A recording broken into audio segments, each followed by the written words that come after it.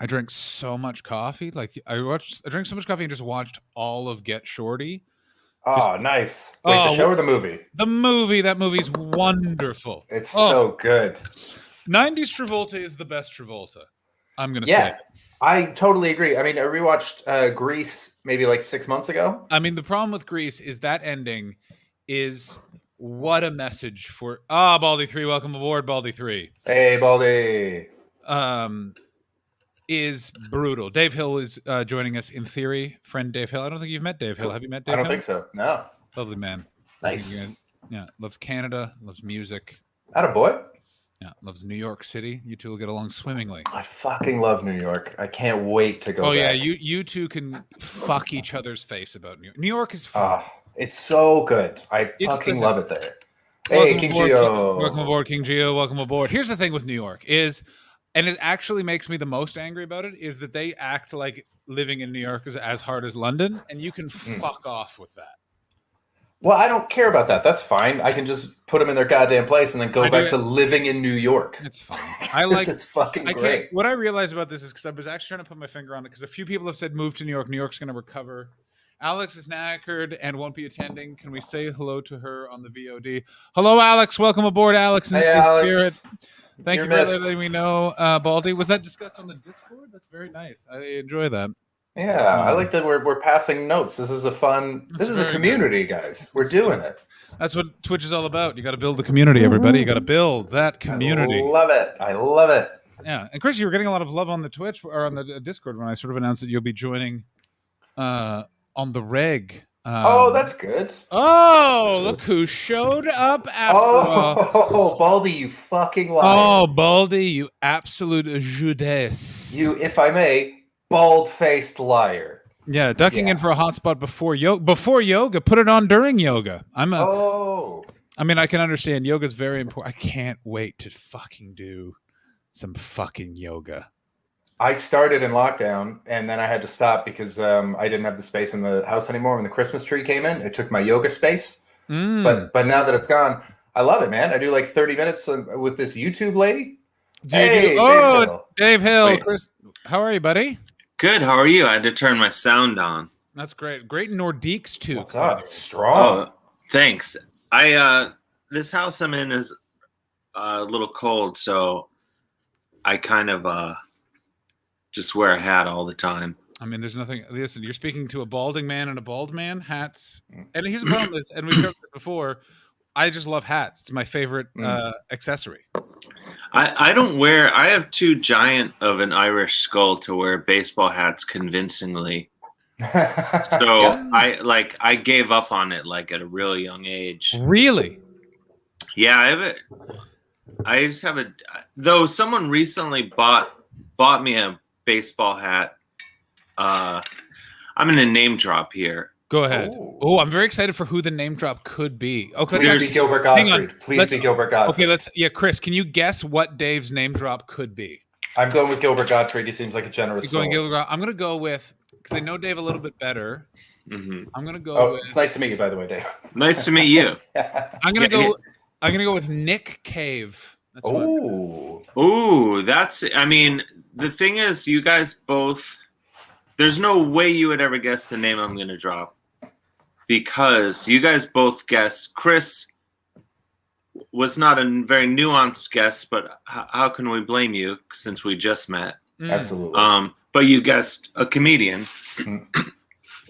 which is a safe guess because I'm a comedian. And John, knowing me better and knowing that I just hang out with really cool people all the time, artists and such, the Nick Cave. But you... It's almost like Chris went for the putt guess and you went for the long drive guess. Like, but anyway, I'm sorry. No, that's right. I'm a finesse man, and he's a just power through kind of guy. Yeah, he was just swing. I mean, both. I would be thrilled to know either one of them, but I don't. I think I've met Gilbert Gottfried. Anyway, I went to a baseball game with Roger Clemens. What? Oh, damn, that's a good drop. You would never get. If anyone who knows me would never. This is how weird it would be that my friend Sean is friends with Roger Clemens. So it's in Austin, Texas, and he's like, "Hey, do you want to go to the baseball game, the UT or whatever Longhorns game, baseball game with me and Roger Clemens?" And not to play like cool or anything, I was like, I should know who that is, but I don't really. I want to just say, because you said that right now, I'm going to admit this. I couldn't remember it. Roger Clemens, I was like, he's either the baseball pitcher or he's the saxophone player for the E Street Band. That's Clemens.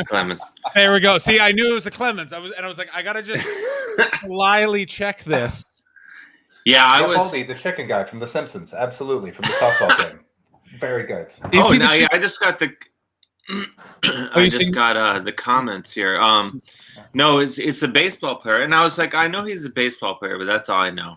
And so I went to the game with him, and his son was playing for this, like a couple of years ago, and his son was playing for the team, and it was really cool because I was a bit drunk. That wasn't the cool part, but it freed me up to be comfortable. I mean, David, it was the cool part. Like, it was awesome. I was drunk at a baseball game with Roger Clemens. Clemens. You also can't go to baseball. Is the most you need to have beers sport if you're seeing it live. Like, it's part of the enjoyment. Oh, it's the only way I would go to a game is to drink beer. It's basically baseball for me is just like the background of beer drinking. Yeah. It's also go ahead, Chris. We used to go to AAA games in Vancouver for the Vancouver Canadians, and the first 2 innings you watch the game, then for 4 innings you watch drunk guys fight each other in the stands, and then you check back into the game and see how everyone's doing. It's that's excellent. Yeah. It's one of the best Simpsons jokes ever is when he goes to a baseball game sober and he realizes how long. They're really long. Yeah, like it's a big bonding thing with me and my dad is going and seeing baseball live, and it's the best. Like it's a big thing we've done as a family a lot, and it's so fun because everyone is drunk in the afternoon, and then you can pop around and do whatever you want. So you're at the baseball game, Roger Clemens. You had a couple of beers. You're in Texas. Someone's telling you about brisket. Yeah, we're in like this special box that's right on the field, like not even like box seats, but like we're on the field. Wow. What? At this, I don't know how, like we're basically next to first base, but on the field in this cool guy thing with, was just like having a good time. How? And I mean, I can't even picture it. Like I'm picturing a geodesic dome that's sort of floating above first base, and if the ball's coming towards you, it like elevates. No, it was like I guess like further down past. It had to have been past first base because we were like away from the dugouts. Yeah. But like right on the field in this like enclosed thing with like fancy chairs and such. Oh, that's probably for scouts because it's college ball. So they'll be in there with their speed guns and they'll want to be close to that. I bet that's what it is. Oh, that makes sense. Probably a scout box. Yeah. That's probably where we were. So we were in there and I started asking them, my questions. I was wondering about baseball. And he was showing me like stuff that was going on that I might not have picked up on. Like he was like, what? He's like, watch the first base coach. He's like, I don't know why they're not busting him, but he's walking, basically get an angle at the catcher's signals. Oh, shit. And he's reporting him. He's like, he's like, they're sleeping on it. So just because a lot of people in the chat are European and Australian, and to explain that, what that means. So in baseball, there's coaches on the first, and like, please correct me because I could be wrong. There's coaches on first and third, correct? Yeah. And they're signaling to the dugout to let the hitter know what to do. Is that correct?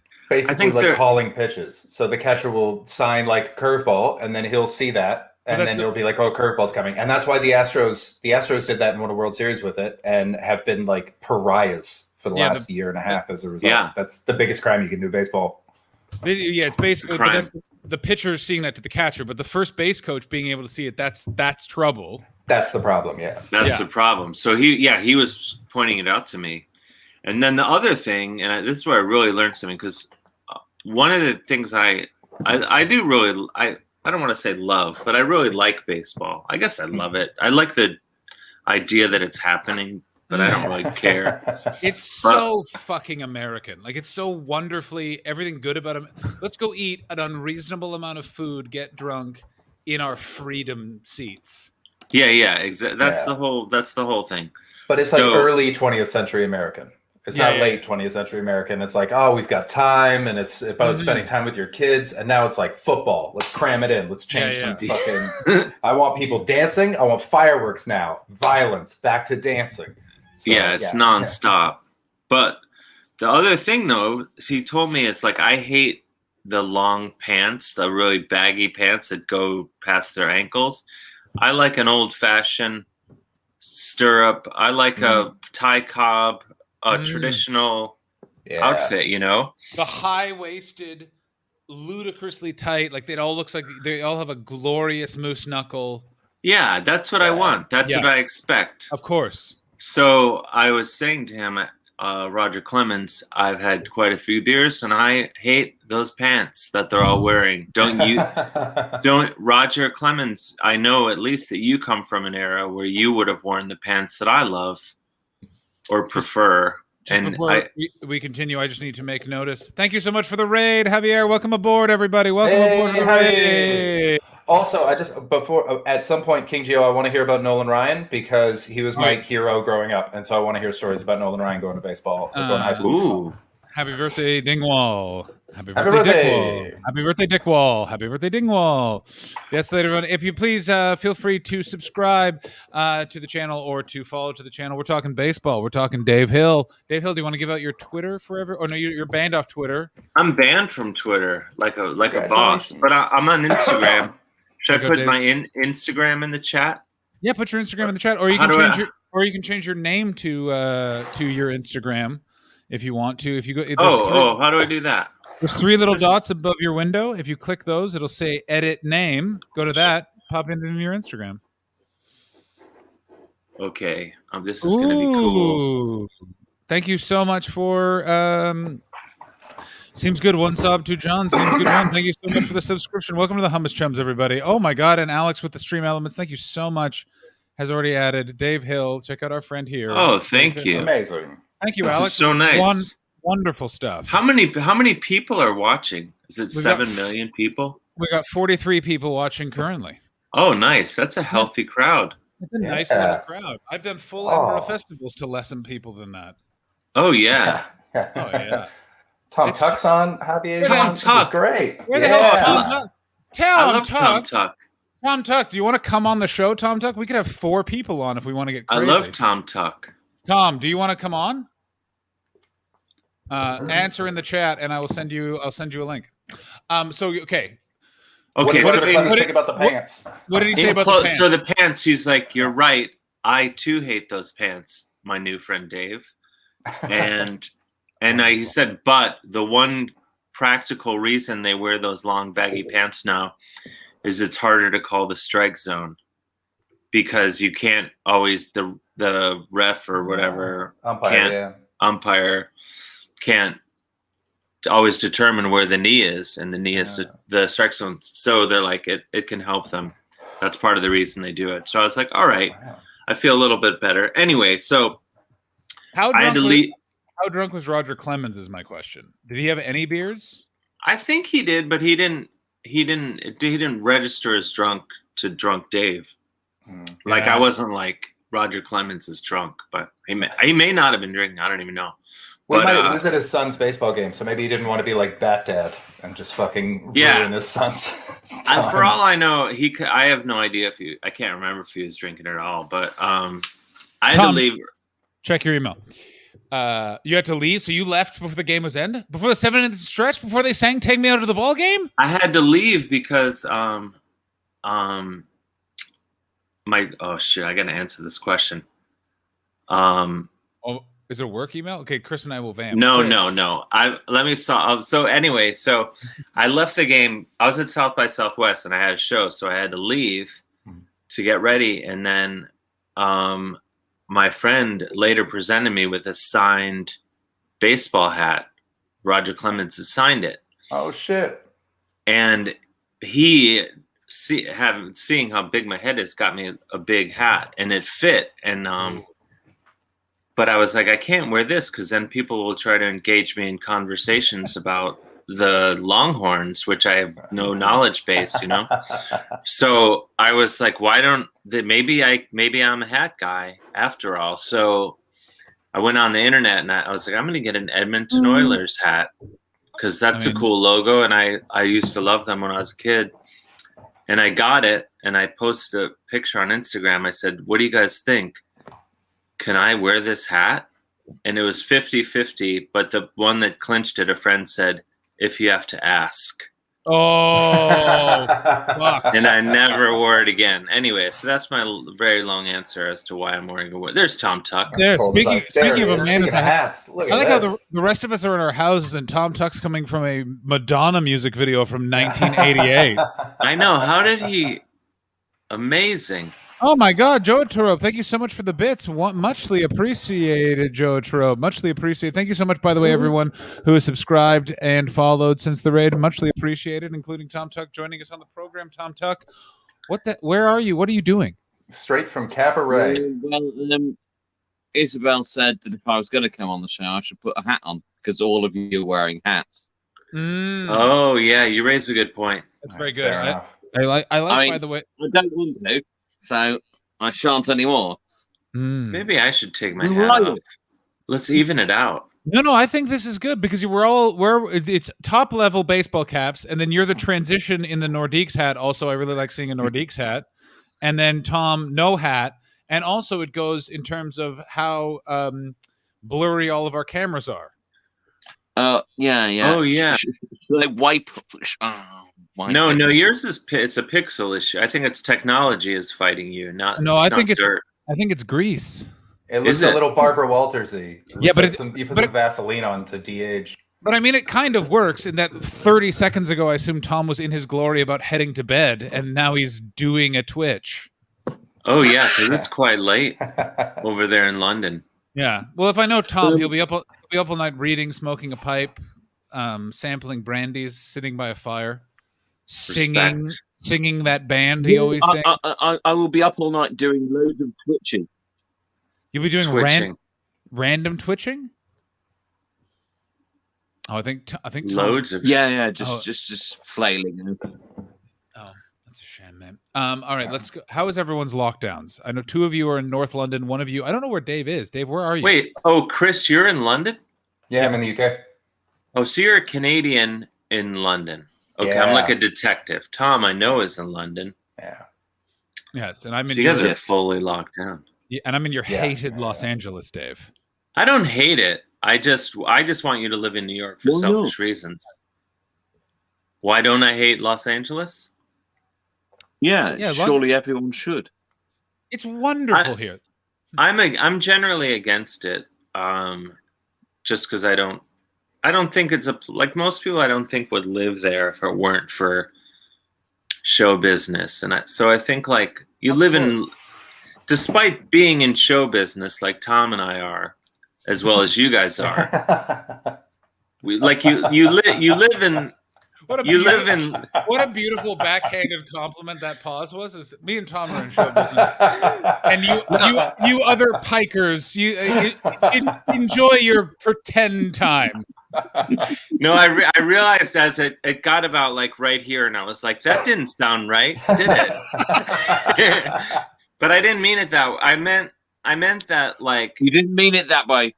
Didn't mean it that way, but no, I think through that way. No. I think London and New York are places, regardless of being kings of show business, you live in those cities because you want to live in those cities. Where LA, you live in because you want something. It's interesting. So it's a city full of vampires. I've been having a lot of thoughts about LA because I've been very much going back and forth on where to live. It's because I've had a lot of changes in my life in terms of, having a plate in my arm and getting a divorce. And here's the difference: is I lived in a giant hectic city. I didn't hear about the plate. You didn't hear about the plate? Oh, this is breaking. Did you not hear about the plate in my arm? I did not. No one told me about this. There's a great X-ray shot of it. Pardon me? I heard about the other thing. Yes. So basically what happened was I was going down a hill on a bicycle and my handlebar snapped in half and I landed in the pavement in LA traffic on my shoulder and elbow. So how I have one fucked up elbow on this side? I have the same injury on the other side now, plus a massive plate in my shoulder to avoid bone death. Which, by the way, Dave, you're in music. We need to start a band called Bone Death. Bone Death. Well, all the more. There are 3 bands called Bone Death. No, there aren't. 2 of them are Brazilian, and they are fighting a really, really hefty lawsuit at the moment. Oh fuck! It sounds believable. Yeah, it does. Oh, there is. Yeah, there. Oh my God, there. Yeah, Bone Death, but spelled. Oh, they're so cool because they spelled it DETH. Damn it! Well, we all saw that coming. Yeah, Bone Death and then Bone Sickness. Shit. Couldn't be more different. What about Bone Necrosis? That's what was going to get you anyway. Just go super specific. Play like Swedish death metal. Yeah, but I think having the word bone at the top, maybe it's because I'm thinking of Fishbone. I think like if you have bone in your name, there's a danger of funk and slipping into the equation. which in most... Danger of Funk is the name of my new band. Why are we calling our band Bone Death when it should be Danger of Funk? That's perfect. Also, does anyone else feel like Fishbone was not nearly as popular? And like in the last 5 years, they've sold their soul to the devil in some way, and now they are way more in prominence. Like no one was talking about Fishbone during the Obama years.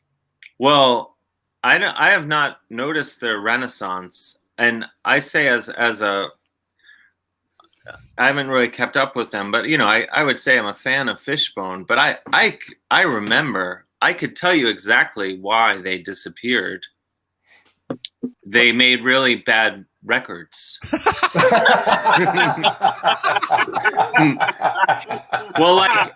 As long as you say it as a fan, Dave. Yeah. No, Truth and Soul, great record. And then they signed to Columbia Records, and then they had their big major label debut. That was like, okay. You as a fan, I remember being just a pretty young thing and being like, oh wow, this is definitely not good.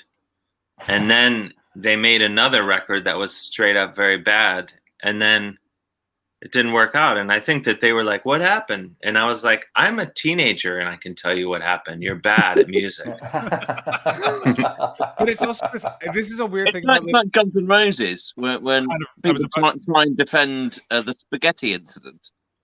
Well, Spaghetti Incident was a covers record, wasn't it? Yeah, but there are still people who will try and defend that record.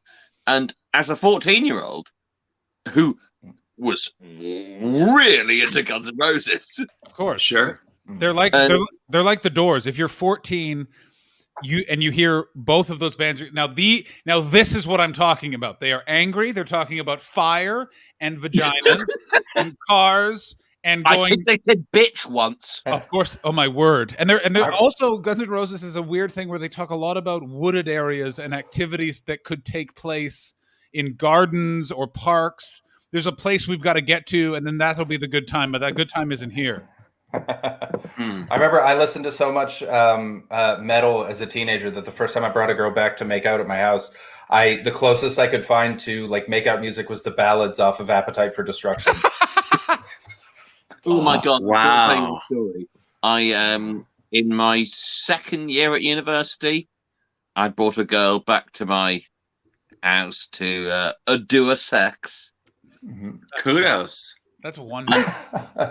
Good for you. I put on a mini disc. Oh my God! You put on a mini disc. Wow. Oh yeah. Oh yeah. What other early 2000s activities did you get up to before you did this sex? You put on a mini disc player and then say, you know what, John Kerry is definitely going to be the next president of the United States? And I didn't buy into Bitcoin. You did not buy Bitcoin.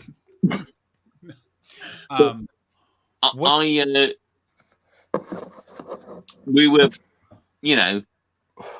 mid-sex. I don't know if you've ever been mid-sex. You have to have started sex before. Anyway, you get to mid-sex, and then a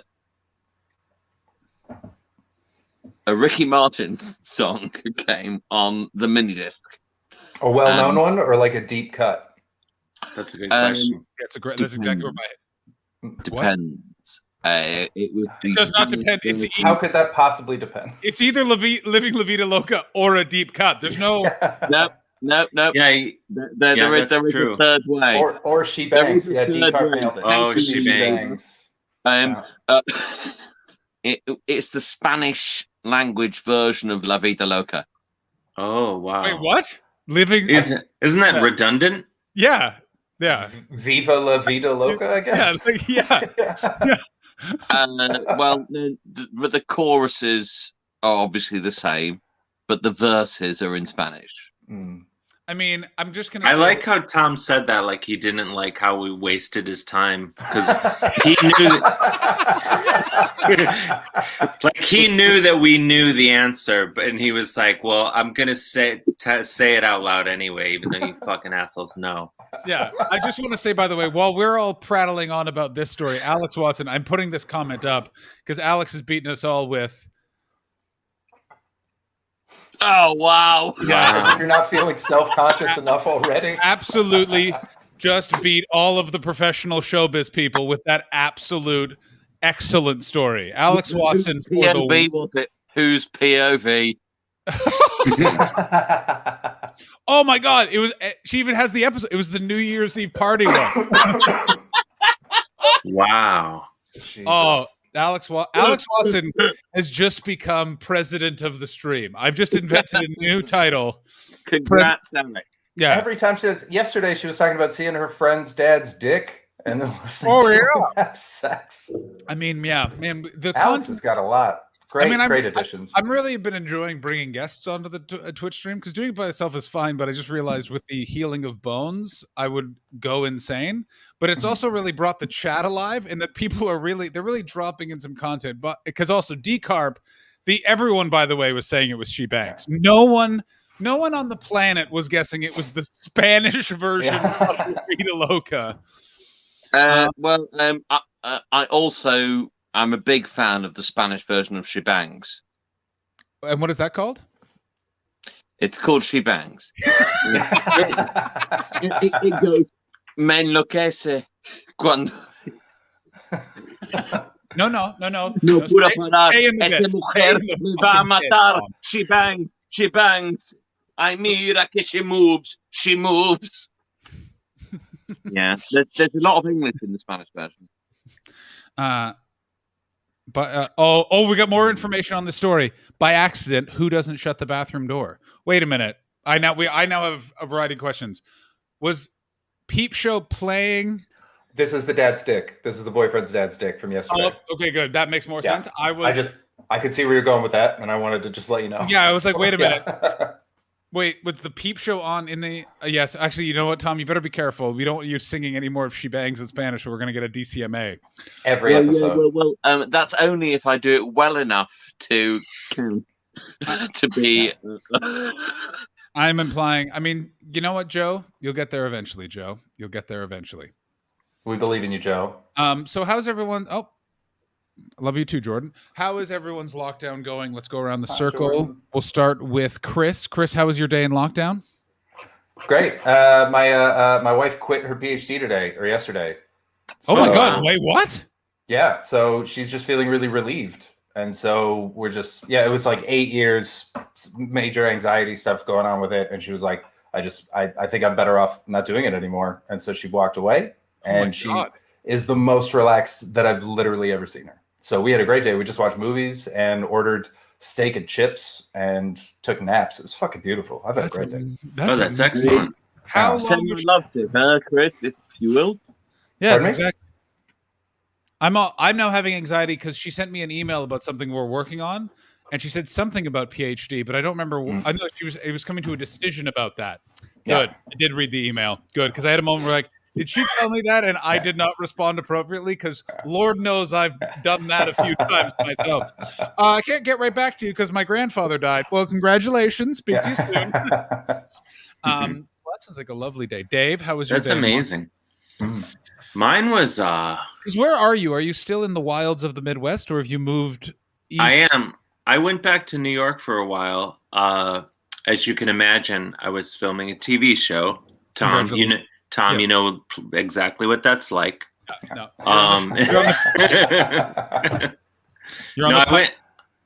I know Around the Horn. Everyone knows we're on show business. I went back to shoot a TV show, and then I finished, and I came back because, well, my girlfriend and our dog are back here, but the bigger thing is, it's just not really fun living in the West Village and trying to avoid human beings. Yeah, so I was like, I'm getting the fuck out of here. So I was in my apartment and I was just like, it took me 10 minutes. I would like order Chinese food and it'd take me 10 minutes to get ready to go to answer the door. Yeah. So I was just like, whereas when I'm here in Ohio, I literally don't interact with humans more than like once every 2 or 3 weeks. I'll go in somewhere. So it's also the problem you really have, because I don't know if Tom or Chris have ever been to Dave Hill's area, but where you live in the West Village, it's so like you live in the most New York-y New York. Like it's so New York, and to be there when New York is shut down would just be so fucking sad. Yeah. It's exactly. It's like it's where you. It's when it's not a pandemic, you're like, this is fucking amazing. Yeah. And then it's like going to the zoo and you can't pet any of the animals. Can you believe that? Makes no sense. You're not allowed to pet the animals. You're not allowed to pet the animals. It's like going to the mall and all the stores. I don't know. Yeah, it's like going. Not being able to pet the teenagers. It's almost exactly.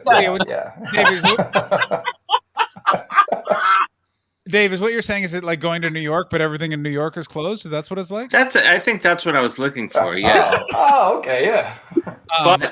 And then the worst part of it is the only people that are really engaging and like going and doing stuff are the people that everyone wants out of New York, which is all the millennial bankers in their fucking like fur collar winter coats and all the people that everyone hates. Those people are all out like grabbing brunch in the COVID huts, which by the way, like there's no fucking way you could get me to eat. I don't know what they have in London or LA, but I'm guessing it's the same in LA, but they're basically just shitty buildings they put in the street for people to catch COVID in a shitty building instead of the actual restaurant. There's no fucking way I would eat in any of those. Well, it's interesting because LA, they've opened the restaurants back up because everyone, like all of the businesses were being shitheads and being like, fuck you, Gavin Newsom, do something. And he's like, all right, open back up. But all the citizens are like, hey, we finally learned our lesson from being the COVID inferno for the last 6 months. So no one's going to the restaurants. Good. After the restaurants demanded to be open.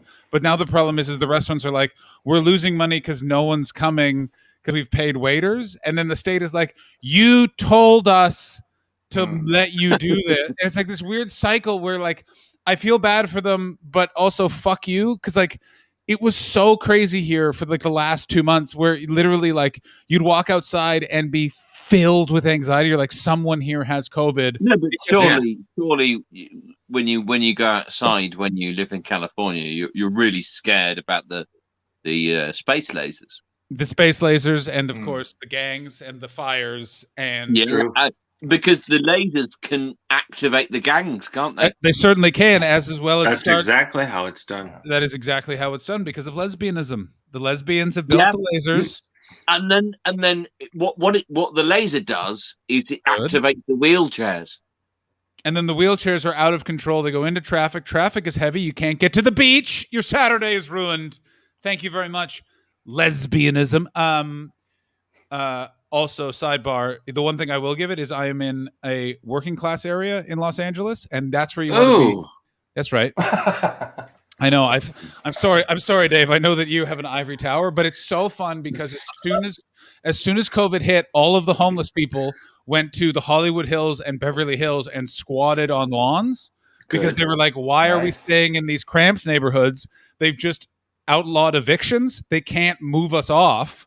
I don't know which homeless person was also a lawyer in a previous life, but they figured it out within like that's amazing. In 30 minutes, they were like, "Oh, I applaud that. Here we go!" So great. I love that. There's all these they found all the Airbnb party houses in the hills. Didn't break in because that's illegal. They're on the lawn, which you technically can't evict them from, and the owner is I really hope they're shitting in cupboards that people wouldn't have opened. Oh, I hope that as well. It's so good. Like they're in West Hollywood, like they're in all of it. And so it's this weird thing of like all the areas that everyone was like, no, you got to live in Hollywood. You got to live in these places. It's the cool place. Now those places, they're like, we got to move to Koreatown. And it's like, Koreatown's full, chap. We don't need your hoi polloi. Me and the El Salvadorians are too busy having lovely, unnecessarily cooked hibachi meat because this old Mexican lady shows up at midnight and cooks for 3 hours. We ask her no questions. I love that they're in the Hollywood Hills. That means that at some point in the next like 6 to 7 months, people watching porno will just see homeless people walking around in the background. That's the other benefit of LA, by the way. There's like a line of coffee shops in like, because all the porn companies are all in like one office mart in this weird nebulous area between Hollywood and the Valley. Mm-hmm. And there's a Starbucks right there. And I've been in there. How do you know that? How do I know that? Because they all have giant signs that say like "Fuck Man Productions." So, we are a porn company. Yeah. This is America. Subtlety be damned in this fucking country. Like, well, that's also LA, not to bring back LA versus New York, but the difference is like that's LA, whereas in New York the idea is you don't want anyone to know what's going on. That's 100% the biggest thing. Is New York is a subtle gentleman in a coat, and LA is like, someone needs to notice me quickly. Let's set myself on fire while I'm punching a baby. Like it's. Yeah.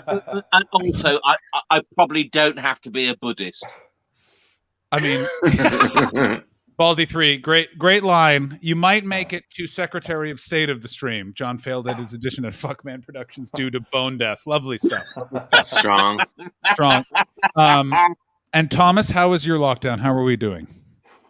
In general, medium. Today's been lovely, actually.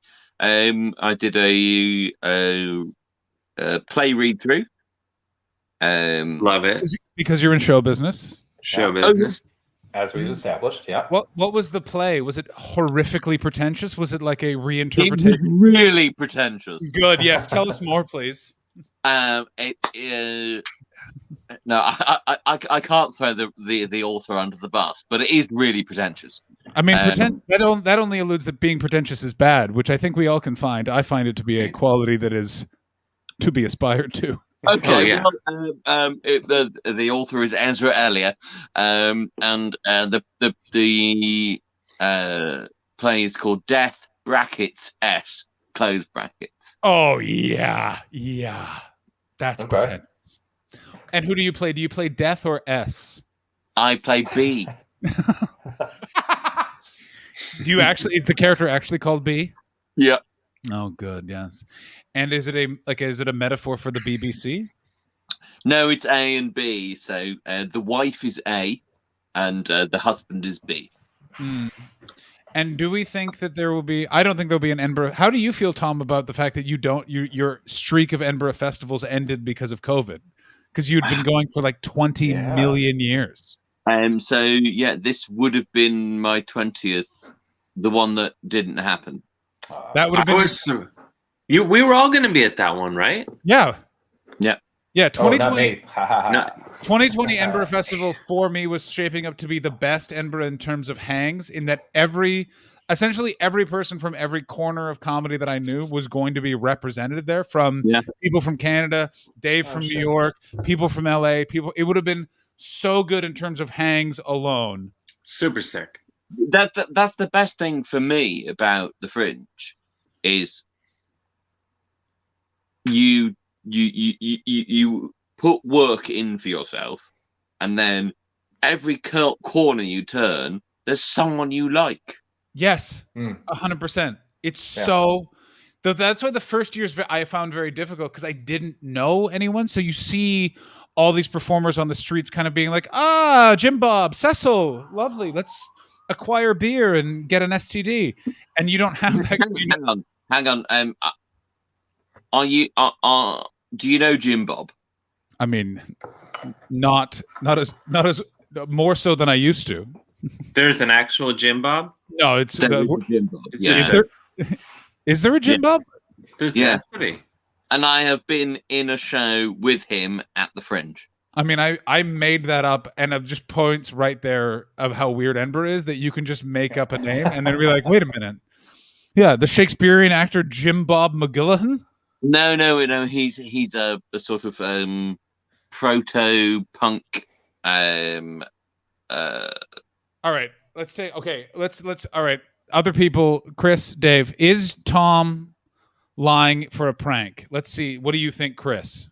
I absolutely believe that there's a Jim Bob proto-punk person that Tom Tuck knows and no one else has ever seen. Yeah, I'm leaning. Dave, thoughts? I choose to believe him because I like him, and I find, even though I've known him for many years, I have not heard his voice pleases me. Have you noticed, like, everything he says, and I know this is a huge cliche I'm pointing out, but it just sounds better. The way he's got like a very distinct British accent that like, you're like, he's probably not, he's right. Whatever he's saying, he's right. Oh, that's because you don't live here. When you spend enough time living in the UK, you learn that all sort of anything above like a Liverpool accent, and they're just talking shit and they have no idea what they're talking about. Yeah, that's why I like Scousers. Is Scousers are honest, and there's just fucking fun. That's what truth sounds like. Was that a Scouse accent? I mean, to me, it was. Yes. Okay. I like it. I refuse to do any British accent well because I've heard how all of you do a North American accent. Actually, Tom's is pretty good, but the rest of them all do. And that was just because you were in Death of a Salesman. That was just because you were in Death of a Salesman. You have to work at it. The rest of them, this is every British person's North American accent. Well, I think I've noticed that I'm kind of stupid. I'm going to say Jim Bob, not a real person. Tom, confirm, deny. He's a very real person. He's a very real person? What is his last name so I can look him up? I do not know what his last name is, but I did go to his 50th birthday party.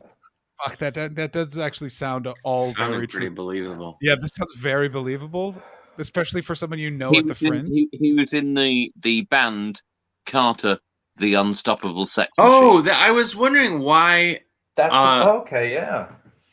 I was like, statistically speaking, the amount of Carter, the Unstoppable Sex Machine references in the chat, it's since the dawn of the internet, it's the most I've ever seen. Yeah, I've never seen this as well. Oh my God, yes, Jim Bob Morrison.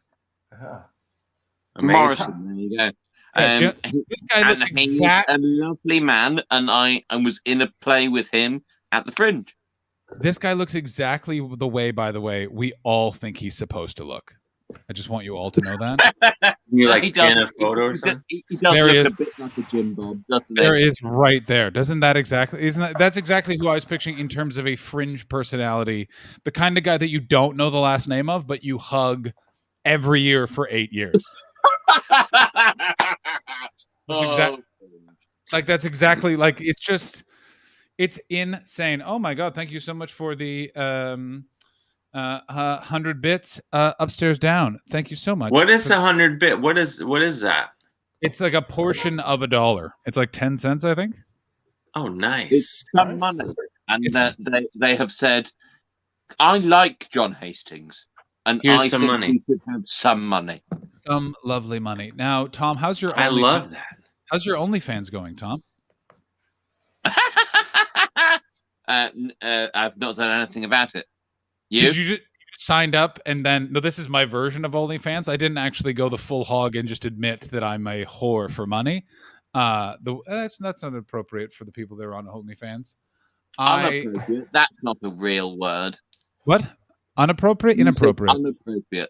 Well, I'm making bones. I meant inappropriate. Oh, didn't one of us go to Edinburgh and wipe our bums with a dictionary page? Ooh. Yeah, that's right. Who's in show business now, motherfucker? Ooh. I like the tension because it's definitely become teams. Tom, are you crying? If anyone has the skills to fake it, it's Tom. It is. He That's is. a fact. Yeah. He's a very good actor. I've seen him in the play Coalition, and I meant to see him in another play, but I didn't get around to it. That's all doesn't count. You meant to. I did see Coalition. I saw it at the Pleasance, I believe. I saw it in London. Where did it play in London? It played at the Pleasance in London. I went by myself because I did at the time was relatively new to London, and I went. I like a nice bit of play, and I went by myself, and then I. Did you go to the little pub downstairs? I was very good. It was a good play. I did not go to the little pub downstairs from the Pleasance, but I know the one you're talking about. It's much bigger now and has a lot of pub games, which is fun. Yeah, sure, I like that place. Yeah, I've never seen Tom in a play. And I really want to. I've only seen him do stand-up, and every time before he goes on stage, he says, "I'm going to tell a joke about prime numbers that nobody likes." Anyways, see you later. I don't know. I want another prime number joke. Does anyone else want another prime number joke? I want to know it very badly. I would like to hear a prime number joke. I don't remember well enough. Tom's going to have to do it. To do it. What? Three comedians. But without an actual fucking audience. So no, I'm refusing to do that joke. That's fair. Is it on YouTube? Do you have a clip of it? Is it on YouTube? Is it on YouTube?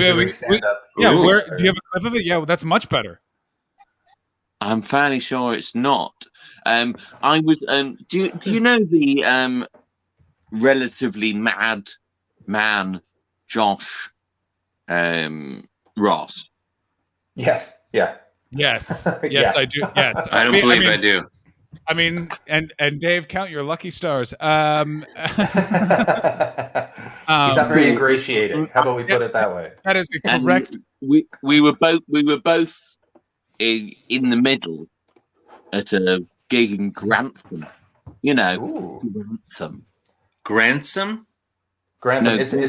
It's the Roger Clemens of places, Dave. Yeah. It's a really big name drop. What is that? Yeah. Is one of the It's where Satchel was born. Satchel? Savile? Thatcher? Margaret Thatcher. Is it what's it called? The county homes or something? Home counties? Home counties? Is that what that's called when you go to the It's not in the home counties now. But the county's home. No. What the home counties just means when you go out to like. I mean, I got news for you. I've heard it a lot. I actually don't know what home counties means, and I'm very excited to actually find out what that. It means like when you just like drive out to the woods, right? It's people who live in the woods, right? Yeah. In England, yeah. I did shows, and they were like, "Oh, you're going out to the home counties." No, the home counties are the ones near London, essentially. Yeah. Oh. But like far away, like where you're like, I'm not going to be able to go out in London after this. Do any of these videos contain the prime number joke? No, none of them do. What about this one? You're live in Edinburgh. That's where you look at it. Among every other show I've ever seen you at.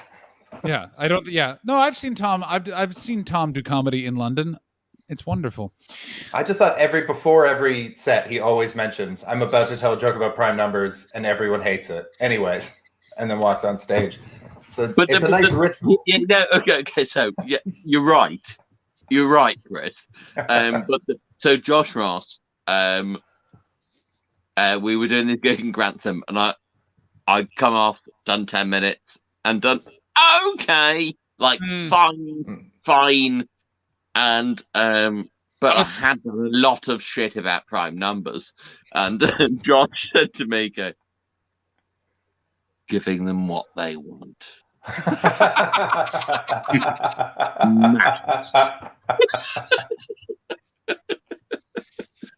I just would like to actually ask Chris about something. So David Hoare said Chris is great at a mom and babies gig. Yeah. And then followed up with this little piece of information. Oh, yeah. Yeah, every time. Oh, yeah. Every time? Yeah. I throw in cunt real early just to establish dominance over the new mothers because they feel too powerful. I love that. Go ahead, Dave. Oh, I'm confused because like one of the many things I love about coming to the UK is being able to just throw that word around nonstop. But then delicious. But like I was in London I don't know, sometime in the last couple of years, and I was at this pub, and for fun, it was this really depressing pub, like the kind of pub people come to right after they've been released from the hospital or jail. They just go like straight and just kind of stare. Whoa, what is the name of this? This place is awesome. Really well lit. It was amazing. My friends used to go there, and they stopped going there because they redid it. It's called the Calthorpe Arms. It's like amazing. It's on like, I think it might be on Gray's Inn Road, possibly. Okay. Anyway, so I was hanging out there one weekend afternoon, and I kept calling everyone a cunt. And then this older lady was like, honey, I wasn't calling her, I was calling just the guys there, cunt. And she's like, honey, you can't use that word anymore. And I'm like, what are you talking about? That's the whole thing. Like, you guys you can say it here, and it doesn't even mean the same thing as it does in America. And they're like, no, we don't do that anymore. And then I asked my friends, I was like, is this true? And he's like, yeah, you're not supposed to say it. So I'm like, how long's this been going on? And then one of them said, it's just been like the last 6 months or so. Like as if it was like some new thing that everyone was trying out and not saying. The pub? Is this the pub? That's it, but they've redone it. They've redone it. This is the the classy version. Like it is transformed. So it doesn't look like this. This is the redone version? That kind of looks like the old version, honestly. Yeah, that looks like the kind of place where a man can smoke. Yeah, that looks like the pre-redone, but they have since redone it, and the clientele is totally different and all that. Gray's Inn Road, so that's close to King's Cross, yes? Yeah. It's right down the street. It's not that close to King's Cross. It's in like that weird. How do I say this? It's in like that weird sort of triangle area, no man's land, Euston, between Euston and King's Cross. Do you know what I'm saying? Yeah. It's south of King's Cross. So it's if King's Cross is the butthole. Yes, good. I know exactly how this is going. Go lead me. And let's say the Strand is perfect. The bollocks. Lovely. This pub will be near the Perineum. That's you've nailed it. I absolutely now know where that is, and I can't believe that instruction helped. That pub, my friends who go to they usually go to this pub with their dogs. So like the guy, my friend is apparently Orlando Bloom goes there. He lives nearby, and so it's the kind of place where no one. Go? What's that? Why do they still go? Well, this was before it had been redone. So I think he would go there because the clientele were not the kind of people who would have any idea who he was. So he would go there and introduce himself as John. So I think you can have a rough go being like, "Hi, I'm Orlando." Yeah. Nice to meet you. I really hope that he didn't. Orlando who? Yeah. Orlando Disney World. Well, he apparently was there, like, and my buddy was there, and their dogs are playing. He's drinking with John, who is actually Orlando Bloom, and so his husband texts him, and he's like, "Hey, everyone's telling me Orlando Bloom is at the pub. Is that true? And he's like, no, I don't think so. And then his husband texts him back a little later. He's like, everyone says you've been hanging out with Orlando Bloom all day. And he's like, what? And he's like, no, I'm hanging out with John. So, but they've since redone. What a wholesome man. Yeah. I mean, that entire story has really turned me around on Orlando Bloom. Like, I'm kind of like, yeah, I like that. I like that he's just in a pub. Because here's the thing with every British celebrity is I do forget that they're still a British person. Like, it's one of those things where it's like, you can hate Hugh Grant, but I know if I ran into Hugh Grant on a delayed train, I could get very drunk with Hugh Grant and have a wonderful time. Sure. I'm just going to pop to the carriage. Do you want a half bottle of rosé? Yeah, that's exactly what it would be. Yeah, and you would use it. Yes, Hugh Grant, I would, and then boom, you're off. We would talk about his performance in A Very English Scandal, which, if you guys have not seen, is I have not. Oh my! Please watch it. It is an excellent COVID viewing. Actually, he came to see Coalition. Did he really? Yeah. I had to sort him the ticket. How? What? He refused to pay for a ticket at a charity theater? Yeah. No, it was in Edinburgh, and it was even more egregious the rest of the run. Okay. So a friend of my girlfriend at the time. Oh, dish. This really took a turn for the had been essentially assigned to him. Yes, because he was in. I remember there's another part of his Edinburgh travels that's so good that I can share after this. You mean like once we're not live anymore? No, that I would just tell after Tom's story so we can. Okay. But basically, I was the main character of this show, and it was completely sold out. Sure. And Hugh Grant wanted to come to see it, so Hugh Grant gets to. Pardon? Hugh Grant gets to. And he bloody got to. Yeah. And he came in with a bloody cap on. Sat near the back. I have no idea what he thought about it, but it was a good show. So, did he make a comment or did he just fuck off afterwards? I mean, I tried to get to see him, but I didn't get to see him. Yes, no, because that was Edinburgh 2012, and that same year, he then went to go see that night one American comedian, Eddie Pepitone.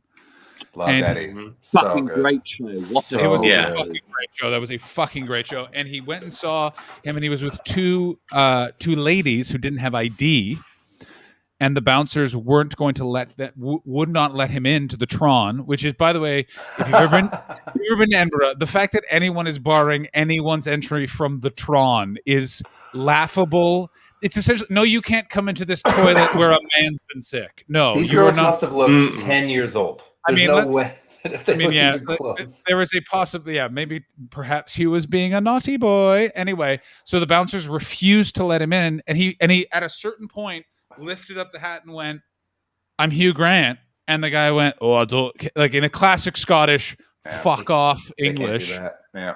Now, what no one knew is stood next to this whole thing was Eddie Pepitone's publicist, who immediately went wide with Hugh Grant could not get into sold out show with Eddie Pepitone, and Eddie Pepitone's entire run sold out, and he had moved rooms. It was so good. That's amazing. Time I was at the Fringe, someone on the producing team. It was a production of West Side Story. Was there a twist? Yes, Capoeira. Jesus. Were you Maria? I was not. I was several sharks. But I always like the sharks better than the that's a sidebar for me. If I had to pick a side in the West Side Story, I always thought the Sharks were more my speed. Oh yeah, no question. Exactly. Immigrants. Yeah. But something got stolen out of the dressing room because we weren't in Gorgie, but you know what I mean. We were basically in Leith. That's such an inside Edinburgh joke that everyone just let fall. That line had a weight to it, and we lost. What I like the best is we lost 4 viewers. You said we weren't in Gorgie, but we were basically, and 4 people just went abso-fucking-lutely not, and the one Scottish guy really enjoyed it. Gorgie is also a shithole. Thank you, Gorgie. But someone, the producer, contacted the Edinburgh Evening News after we got something stolen from the dressing room, and then suddenly we started selling out, and then the Scotsman came to see it. How did they really like it? Did you get a really good review from the Scotsman? And we also want a Herald Angel. Thank you. Thank you. Thank you. How? What was the sob story that they pitched? It was fancy boys are robbed by Scots scum. Yeah, what did they claim? What did they claim was stolen? Fancy boys.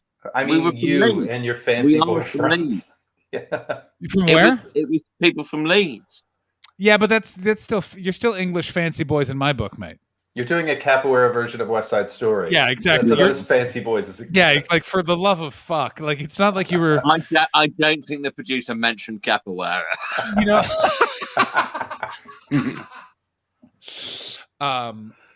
Oh, that's very good. I want the Fringe to come back. It's not going to happen this year, unfortunately. But is it fully off?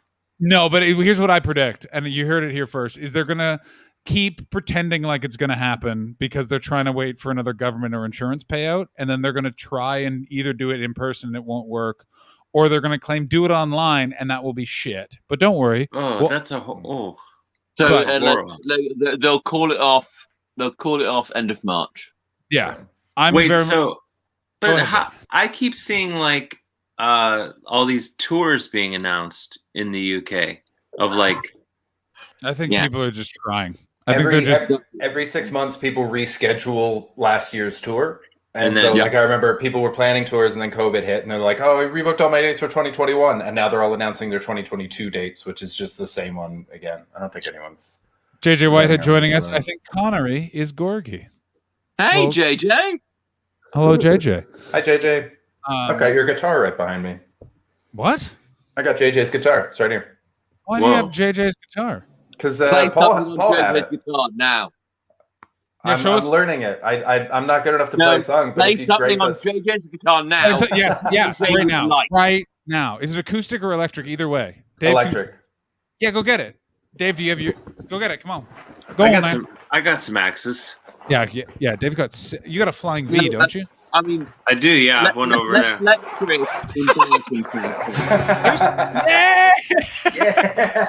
You pulled that guitar as if out of nowhere. That was amazing. Where the fuck did you get that guitar? It really felt like you just went. It was just sitting right here. I just went like this. Thanks, JJ. Thank you. No stairway. Denied. Best guitar joke. Best guitar joke in the history of cinema. Right there. No stairway. Denied. It's one of the. Joe Trope, who's very good at good chat jokes. That's a very good one. It's those guys at the party. What song are you learning currently, Chris? Party. Are all of them white? Yeah. And we're all too far away to smash any of the guitars on each other's heads. It's a real fucking problem. Yes. I do. Yeah. What song are you currently learning, Chris? No, I'm so bad at it that I'm using Musician, which is like the bouncing ball thing that walks me through, so I can get used to finger placement and strumming patterns and things. So I can't even play anything off the top of my head. I'm a drone. Does anyone think they can play that? What's that? Livin' La Vida Loca?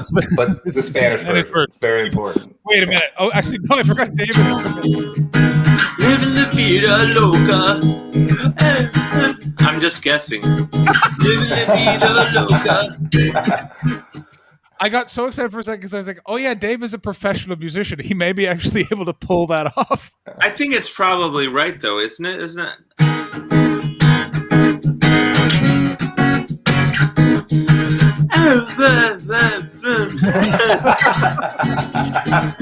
I don't really know any of those. Your accent is flawless. Yes, absolutely. I can't tell you what the Spanish words are. I can't tell you what the chords are. All right. Living la vida loca. I don't like that he says living in the Spanish version. Si de verdad te toca. Have you been learning that song for the last 13 months, Chris? No, Jordan is a fucking liar. Yeah. Let's go through what music are we listening to in lockdown, and then we'll slowly wrap this up. And thank you so much for everyone's time. Ooh. And it can be one or more. We can have a little discussion. I'm recommitting to music and digging music because I've been on an iPod forever. So I finally got Spotify and realized like, oh, this is a way to find new music. Jams. It's fucking great. I got to tell you, those daily mixes are a real treat. So Chris, what music have we been digging through lockdown? It's been alternate depending on where my depression's at. It's either like down country or like Freddie Gibbs and the Alchemist hip hop. Oh, so it's back and forth. So like Colter Wall is a lot of the country I've been listening to. Him and Old Willie Nelson and Brandy Carlisle I've been really enjoying. Can I ask you, Chris? Have you heard the Karen O and Willie Nelson cover of Under Pressure? No, I haven't, but I'll add that right now. I love Karen O. So I mean, yes, I've been going through a bit of a Karen O, Willie Nelson cover of Under Pressure. They do it together? Beautiful. Oh wow! I want to hear that. I'm putting it on right now. We're going to listen to it right now all together. Yeah. This sounds... Hey, why wouldn't we? Together. Willie Nelson's released like 6 albums in the last 2 years. And 2 of them are great, and they're all fine. Like, none of them are bad. And that's remarkable. He's dead. I watched a documentary about Willie Nelson. He's not dead. He's still alive.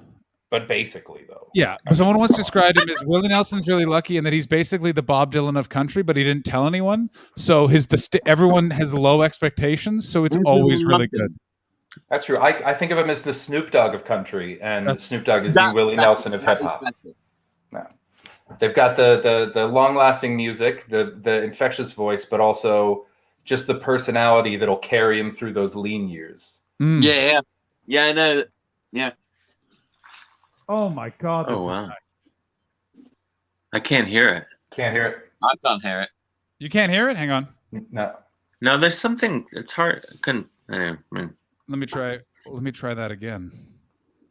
Share screen and go to that. There. Good. Oh, I know what happened. I didn't share the audio. You know what the problem there with listening to that song? Yeah, no, because the audio was what we wanted.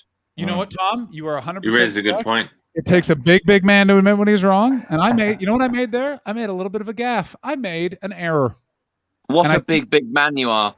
I think I may have made the same error again, if I'm totally honest. So let's find out together. Can you hear that now? Yes. Yeah. Okay. Oh, yeah. This is a bit of the real fucking good. Another DMCA complaint coming. I mean...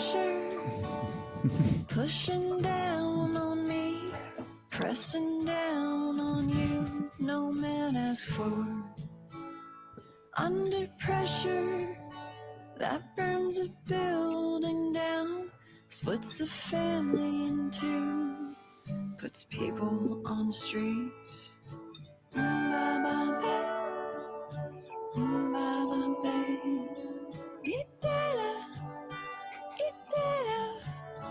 That's okay. It's a terror of knowing. Was anyone else totally unaware how bleak the lyrics to this song were? Yeah.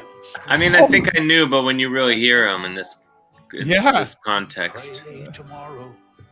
This reminds me of the Flaming Lips doing a version of Kylie Minogue's Can't Get You Out of My Head. It's great. That's great. Evidently, Jordan, not a fan. Yeah, I don't want to be contrarian, but I'm not putting this in the win column either. Oh, really? No. I like both of them a lot, but I just feel like we don't need this. No. Interesting.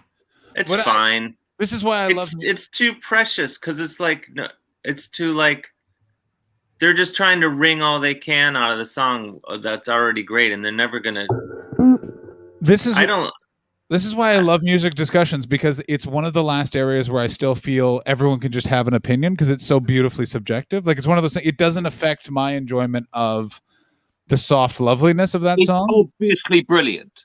Okay, yeah, that's very good. No, it's fine. It's just like, yeah, but you're a metal guy, and no, I'm not. This is the thing, and that is 100% like provably bollocks. And there was no. This is the thing. Nothing wrong with being a metal gentleman. This is the thing. If you like metal, people assume that you can only enjoy music that's really intense.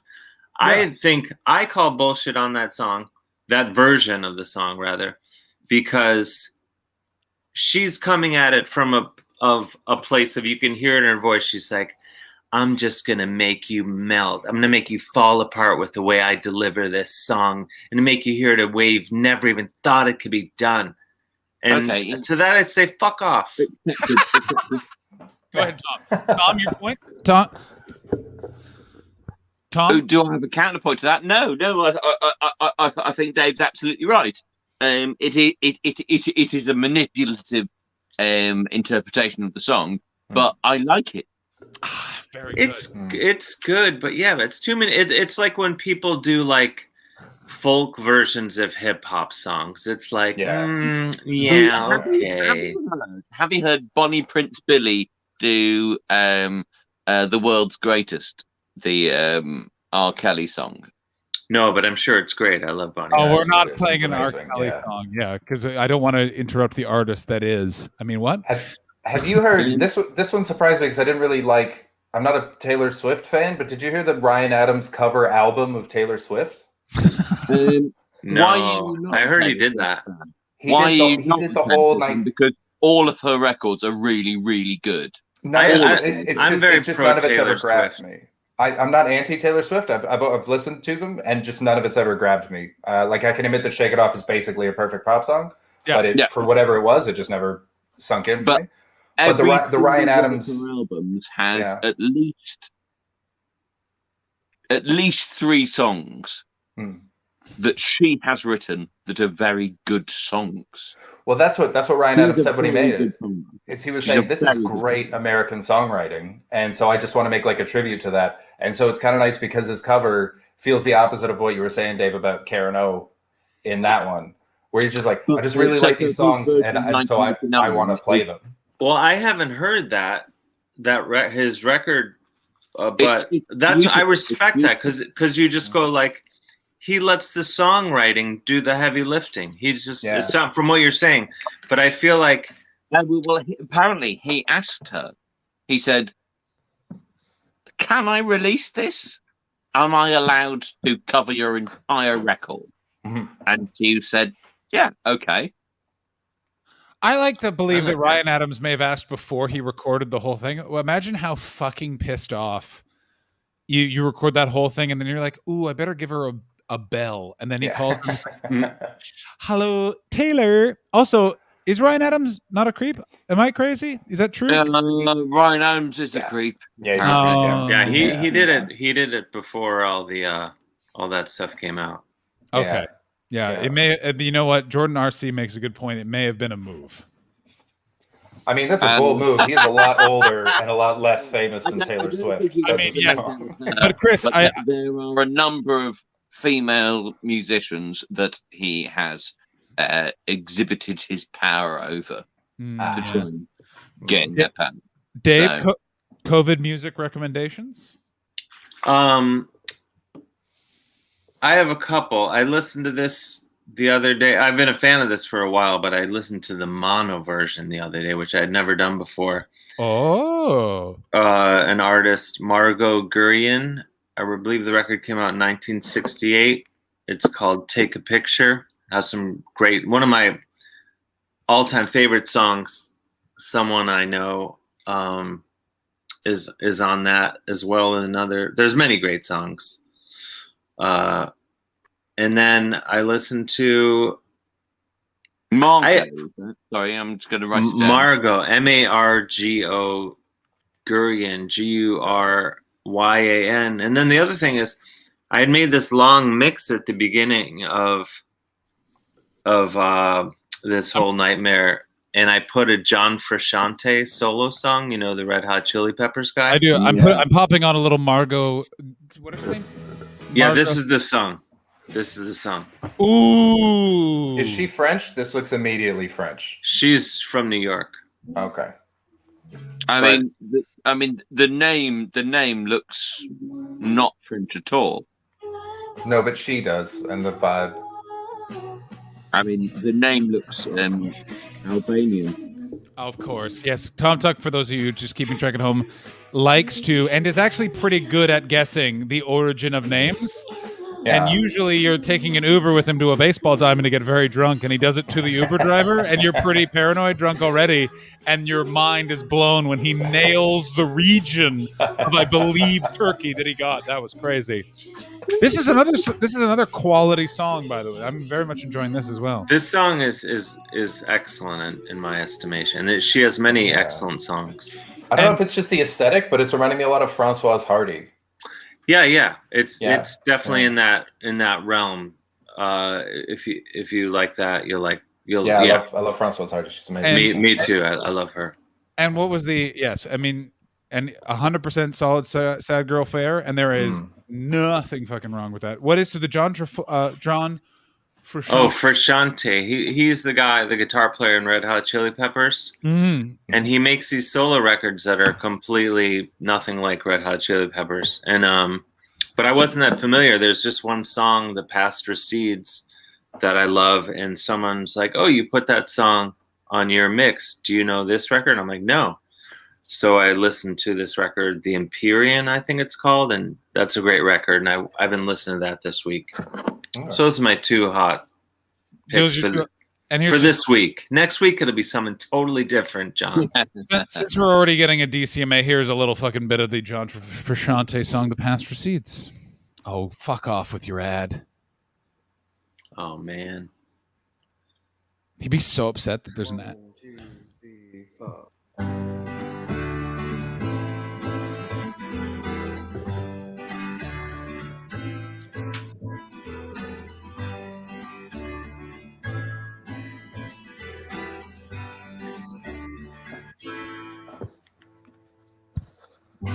And the past recedes, and I won't be involved. I'm going to say right now, I like this song. I also like how much it's not the Red Hot Chili Peppers, who I do like, but I also hate. That's kind of how I kind of feel about.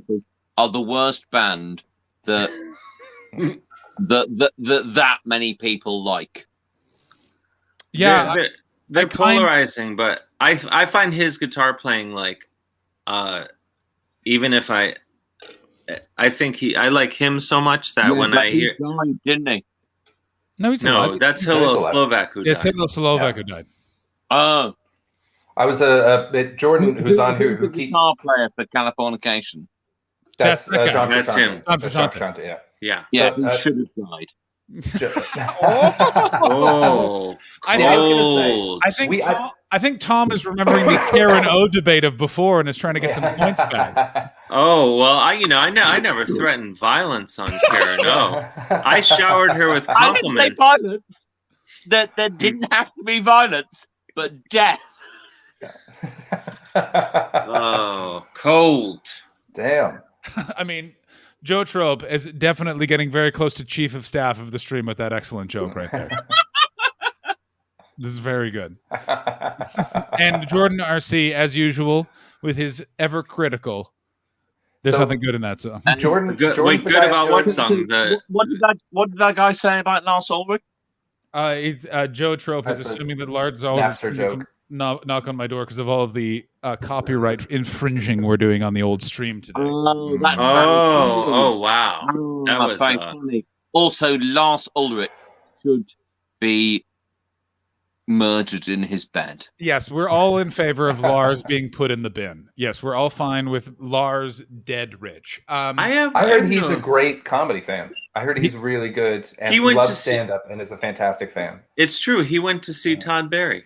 Yeah, I've heard this. Right. Yeah, I've heard that story. Yeah, there's a few different also clubs in San Francisco because he lives just out of San Francisco, and I assume a massive fuck off house. And he literally just like pops in a hat and is a super nice guy. And here's the problem with me: is I've heard he's super nice as well. It would be a real. I would be Billy Glasshouse because I really hate what he did to Napster.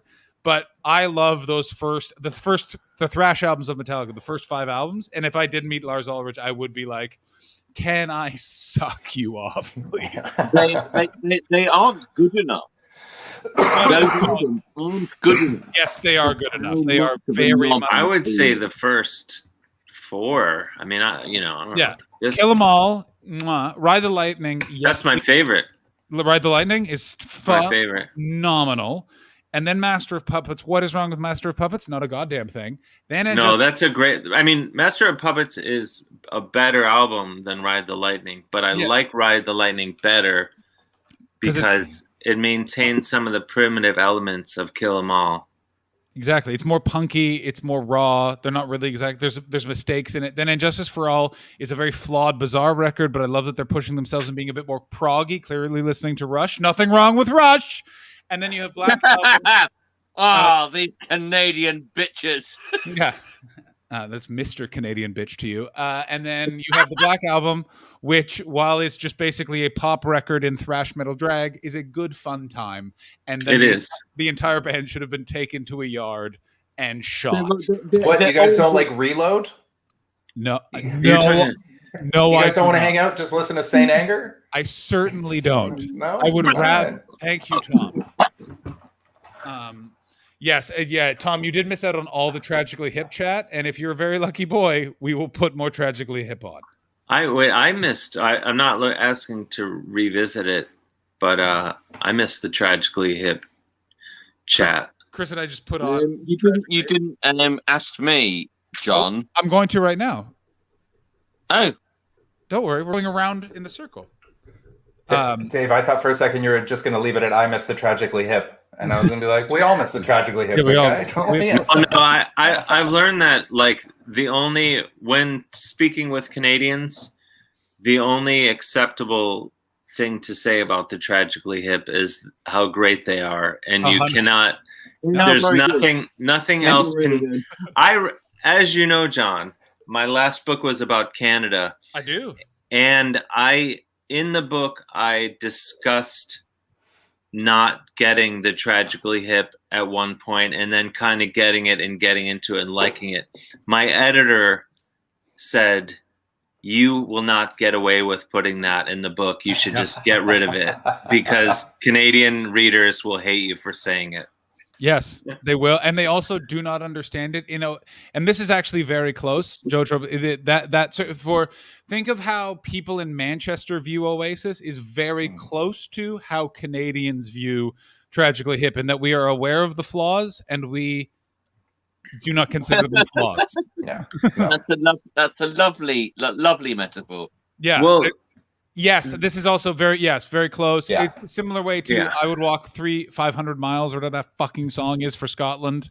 Pawnee, Indiana's Little Sebastian. Pawnee, Indiana. Yes. Actually, that's exactly what it is. Is that there is no explaining it. Why do you like this? Why don't you like this? What don't you see about these men? Jordan, I will fucking block you. I will fucking block you. I swear to fucking God. Jordan's the guy I'm doing the music podcast with. Yeah, and he is on thin ice. Tom? Thin Ice are a great band. Oh, I mean, what kind of music is Thin Ice? I assume that they are. The funk is lurking within them. It's delicate 80s electro. the best records I've heard this year are Phoebe Bridgers. Oh, I haven't listened to that yet. I heard it's great. Give me a song. People are raving about her. Pardon? Give me a song from it. Kyoto is my favorite off the record. And my second favorite album is Phoebe Bridgers. Okay. Oh, she's popular. Yeah, she's everyone's she's the wonder kind currently. Everyone. Oh, I know. I think I do know her. I've never heard of her. I'm bringing it up in a moment. I think she made her whole album in lockdown, and then released it during lockdown. And so people she did, but also she made a record with Julian Baker, who I love. I love Julian Baker with love. Sorry.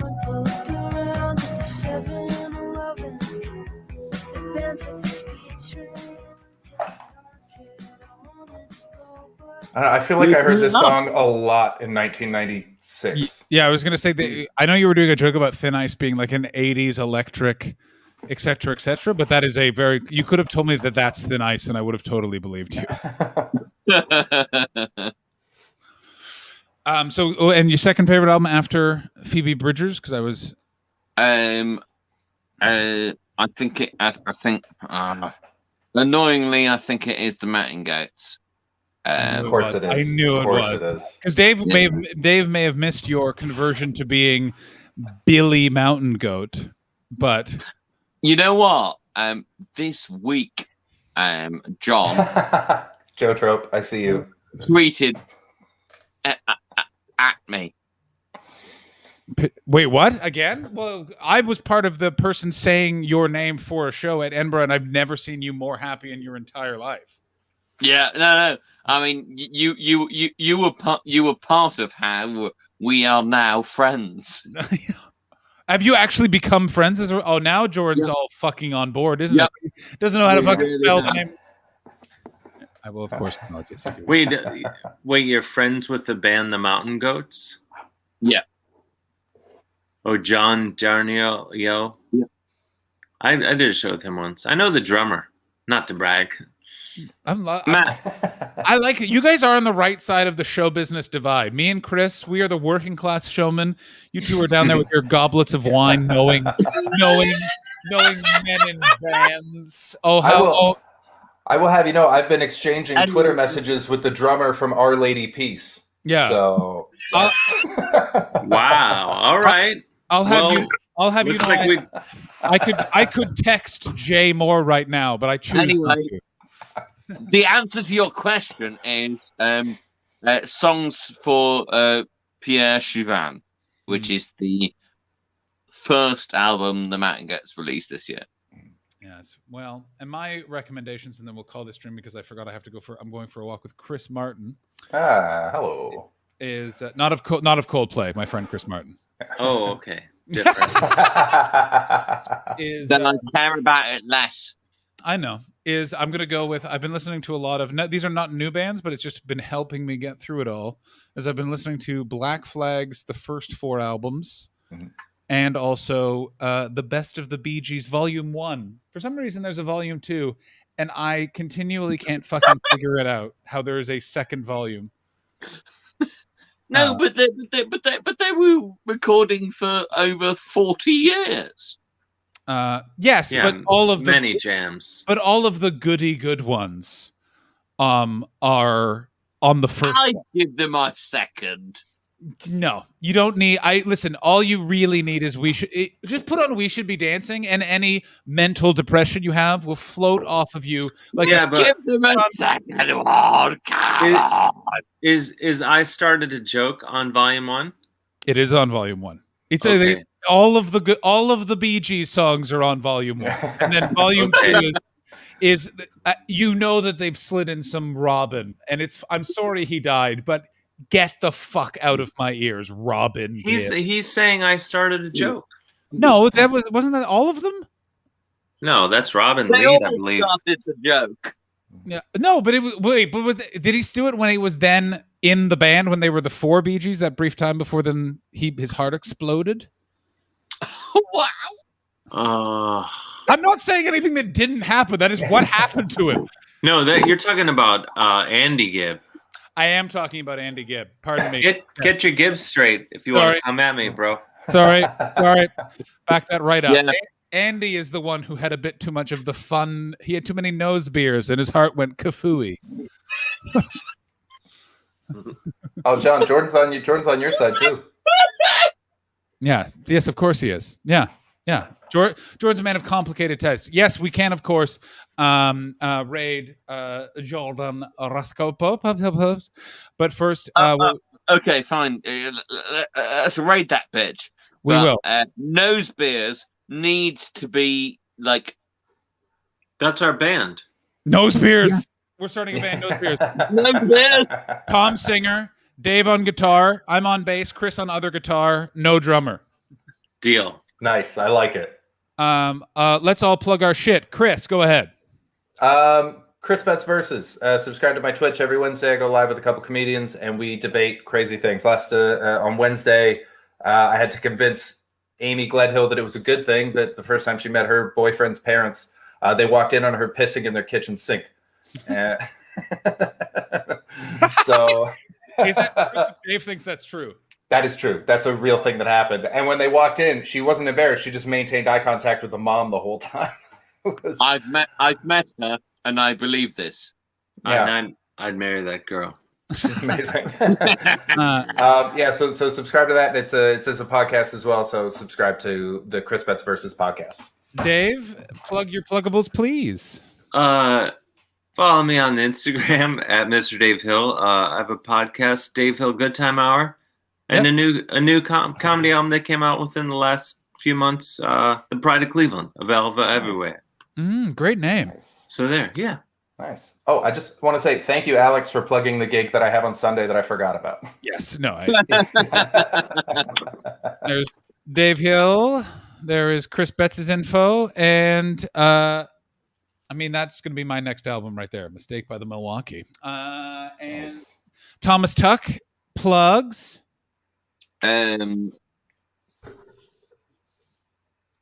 Continue to support these 3 comedians. They are very, very, very, very good. And it's really unfortunate that they're white men. It is. Yeah. It genuinely is unfortunate. I'm excited to see where this goes. Yeah, I'm curious myself. Thank you, Alex. Oh boy. If you don't mind that, give them some of your money. And if you do mind that, pretend that I am a black woman. No. Well, what a wonderful way to end the stream. The raid message today will be don't listen to Tom Tuck. We'll be raiding Jordan Rasko. The raid message is don't listen to Tom Tuck. Support everyone. We're that. I'm doing an online gig tomorrow. We will take 2 days off of the stream. We'll be back on Sunday. Chris might be here. Dave Hill might pop in again. Oh, I'd like that. Maybe we will be doing nose beers on Sunday. Maybe Tom Tuck will be back. Who knows? Yes. So, do we go? No. Actually, know what? No. Raid message is Tom Tuck does nose beers. The raid message, everyone, is Tom Tuck does nose beers. Mostly because Tom is literally shitting himself with glee. I will see you all on Sunday at either 3:00 or 4:00 Pacific Standard Time. Thank you so much, everyone. Have a great time. Let's head over to Jordan's stream.